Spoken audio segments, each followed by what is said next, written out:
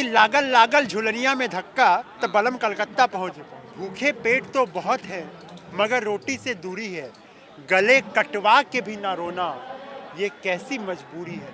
काश यूपीएससी और मोदी जी की आत्मा आज जिंदा होती तो वो भी चीख चीख के यही कहती कि ये कोविड और सीसेट कंपलसरी अटेम्प्ट देना कल भी जरूरी था, आज भी जरूरी है। मैं परीक्षा लूं दिल्ली पुलिस की और उसमें मैं आपसे सवाल ये पूछूं कि भाई रूस में लॉ एंड ऑर्डर कैसे मेंटेन होता है, चाइना में लॉ एंड ऑर्डर कैसे मेंटेन होता है, और यदि अभ्यर्थी उसका जवाब नहीं दे पाए तो आप कहेंगे आपके अंदर काबिलियत नहीं थी। कि 2010 में यूपीएससी मेंस हिंदी माध्यम से जो विद्यार्थी लिख रहे थे उनकी संख्या थी 4170, 2020 में घट के 470 हो गया। ऐसा तो नहीं था कि 10 साल में अचानक से हिंदी माध्यम के विद्यार्थी बेवकूफ हो गए कि 2 घंटे में आपके अंदर से आर्यभट्ट और रामानुजन जन्म ले। तो मुझे लगता है वो सरासर नाइंसाफी है। हम लोग घर में बैठ के पढ़ाई ही कर रहे थे, लेकिन हमें एक जयचंद से मुलाकात हो गई। अच्छा।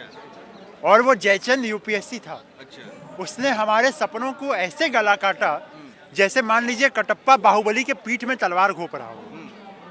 2023 का जो प्रीलिम्स की परीक्षा थी उसमें सीसेट का सिलेबस एक डिफाइंड है, उसे एक वैधानिक मान्यता प्राप्त है, लेकिन उसका खुलेआम उल्लंघन किया गया।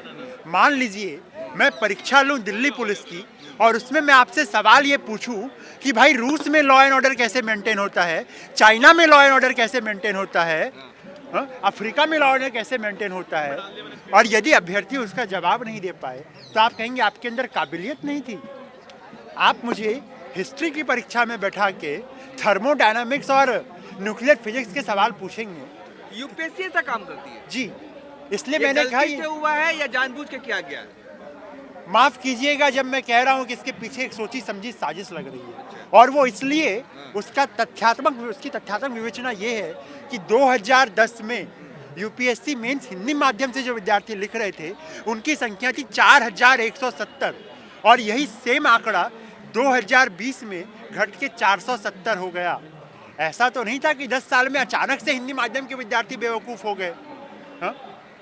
तो आपका जो सिलेबस है यदि आप उसको एक तरह से कंप्लीटली ब्रीच कर देंगे और बच्चे से ये उम्मीद करेंगे कि 2 घंटे में आपके अंदर से आर्यभट्ट और रामानुजन जन्म ले, तो मुझे लगता है वो सरासर नाइंसाफी है। मतलब क्या हिंदी फील्ड के बच्चों के साथ में सौतेला व्यवहार किया जा रहा है? वो तो किया ही जा रहा है।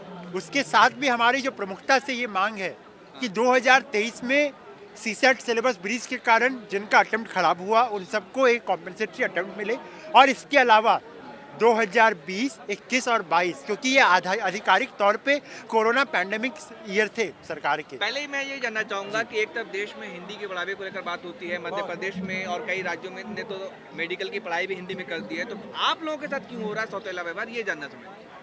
देखिए, हमारे गाँव में कहते हैं कि लागल लागल झुलनिया में धक्का तो बलम कलकत्ता पहुँच गए। ये तो लालू यादव कहते हैं।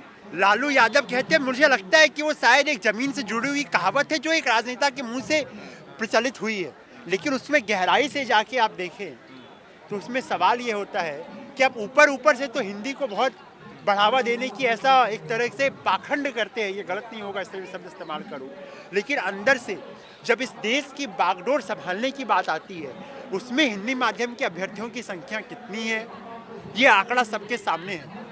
कहा तो जाता है कि भाई सब बिहार यूपी के बच्चे ही पूरा सीट खा लेते हैं यूपीएससी में। बिहार यूपी के बच्चे यदि यूपीएससी में सीट खा लेते, जो आपका सवाल है, आप ये देखिए उसमें से कितने बच्चे हिंदी माध्यम से थे, उसमें से कितने बच्चे सरकारी कॉलेज से थे। हमारा मानना ये है कि जो लोग चाहे मिजोरम के सरकारी स्कूल में बैठ के तैयारी कर रहा हो या तमिलनाडु के सरकारी स्कूल में बैठ के तैयारी कर रहे हो, उन्हें भी देश की व्यवस्था में भाग लेने का उतना ही अधिकार है जो लोग दिल्ली मुंबई में बैठ के अपने महलों में बैठ के तैयारी कर रहे हो। तो एक सबको साथ लेके समावेशी तौर पे लेके चले तो ज़्यादा बेहतर है। और यदि जो हमारी पूरी मांग है उसको एक बहुत संक्षिप्त में यदि मैं काव्यपूर्ण तौर पे आपके सामने प्रस्तुत करूं तो भूखे पेट तो बहुत है मगर रोटी से दूरी है। भूखे पेट तो बहुत है मगर रोटी से दूरी है, गले कटवा के भी ना रोना ये कैसी मजबूरी है। आज जब मैं यहाँ खड़ा हूँ तो हमारे हृदय में आंसुओं का एक सैलाब है।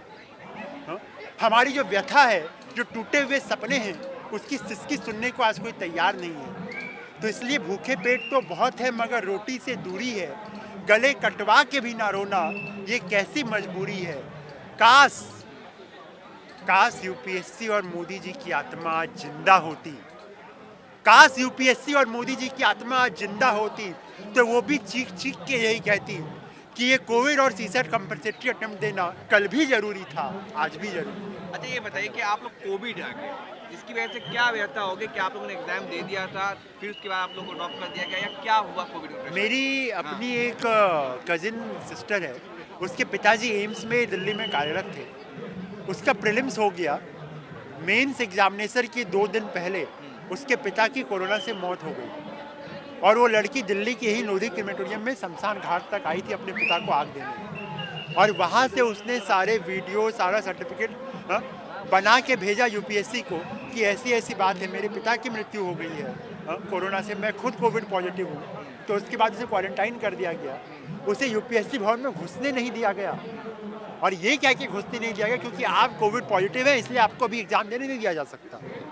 और वो एक्स्ट्रा अटेम्प्ट नहीं मिला, उनका वो साल भी खराब हो गया। और ऐसे सिर्फ एक लड़की की कहानी नहीं है, ऐसे देश में हजारों लाखों लड़के लड़कियां हैं जिनके साथ ये हुआ है, जो प्रीलिम्स क्वालिफाई करके मेंस क्वालिफाई करके या इंटरव्यू नहीं दे पाए, या प्रीलिम्स क्वालिफाई करके मेंस नहीं दे पाए। उन सबको लेके एक संवेदनशीलता इस देश के सियासतदानों में आए, उसी के लिए हमारा आप ये लोगों प्रयास ने है। मिलने की कोशिश की सरकार से, यूपीएससी के चीफ से? हम लोगों ने इस देश के तकरीबन सारे कैबिनेट मंत्री जो हैं और जो भारतीय जनता पार्टी के अध्यक्ष हैं, सबसे मिल लिए हैं। संघ में बहुत सारे पदाधिकारियों से बात हुई। अभी 30 तारीख को डॉक्टर जितेंद्र सिंह से फिर से हमारी मीटिंग है। इसके अलावा इससे पहले डॉक्टर राजनाथ सिंह जी से मिले थे, और बहुत सारे देश के कम से कम 150 से 200 सांसद, उन्होंने चिट्ठी लिख के दी कि ये जो हुआ है, चाहे वो सीसेट का मामला हो या कोविड का मामला हो, इन सबको लेके, और सुप्रीम कोर्ट का ये कहना है कि सरकार को एक संवेदनशीलता दिखानी चाहिए और इन्हें एक प्रयास देना चाहिए।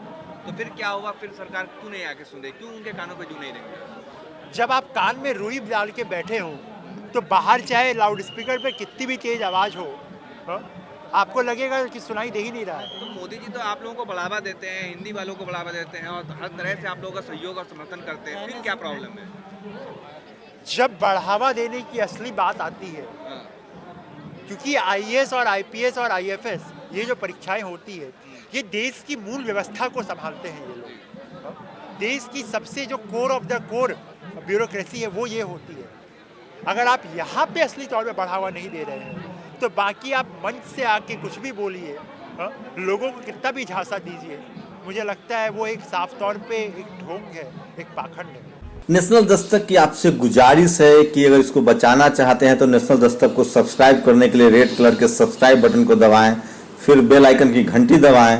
नेशनल दस्तक को बचाने के लिए बहुत जरूरी है कि हर खबर को शेयर करें, लाइक करें, कमेंट जरूर करें।